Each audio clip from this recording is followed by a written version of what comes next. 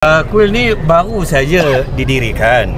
Dan apabila Perkim dapat tahu tentang perkara ni, perbincangan telah dibuat dengan pihak MIC dan mereka ada mencadangkan pula. Contohlah, saya nak bagi tahu hasil bincangannya. Ada yang kata, kenapa tak tinted aja apa tu cermin Perkim tu supaya kita tak nampak apa tu dia punya kuil. Tak.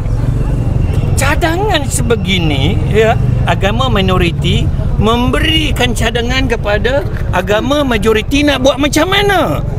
Kita kena ingat Islam ni agama persekutuan, bukan? Dan kalau kita tengok dalam Perlembagaan Perkara 3/1, Islam agama persekutuan, agama-agama lain bebas untuk diamalkan.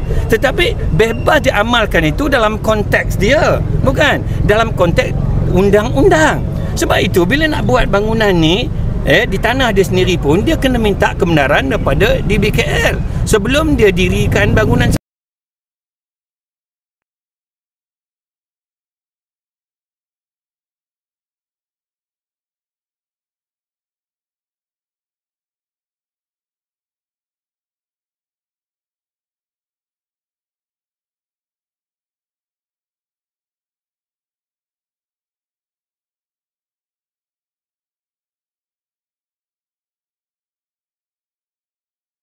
Perkara ini tidak masuk akal langsung.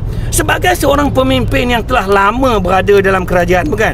Sudah tentu mereka lebih memahami. Tetapi memberikan pandangan-pandangan sebegini, dia tidak menyelesaikan masalah. Kenapa dan mengapa harus sangat berdekatan ini? Ya, kita masih ingat lagi peristiwa Kampung Rawa di Pulau Pinang, bukan? Tahun 2001 ataupun 2011, saya dah lupa dah. Puncanya daripada apabila rumah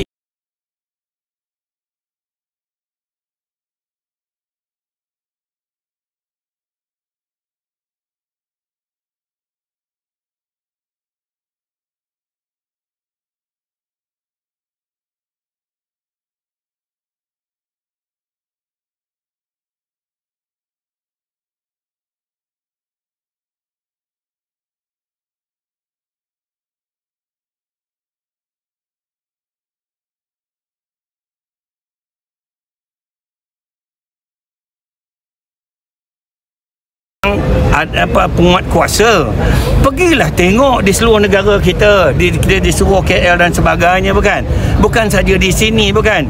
Tengok mana-mana rumah ibadat yang didirikan di kawasan tanah orang lain, tanah kerajaan, reserve JPS, reserve sungai dan sebagainya. Pergilah tengok, kan. Kita menjamin kebebasan beragama, tetapi ia perlu dibuat melalui proses undang-undang. Tidak boleh main suka-suka pacak aja. Dia tidak boleh buat macam tu. Kami menghormati. Kita ada orang Islam ni diajar ya menghormati agama lain, menghormati sensitiviti agama lain. Malah Quran larang kita hina agama orang lain, bukan? Tetapi kita mintalah mereka pada masa yang sama menghormati kita. Apatah lagi Islam ini agama persekutuan. Itu sajalah saya nak cakapnya.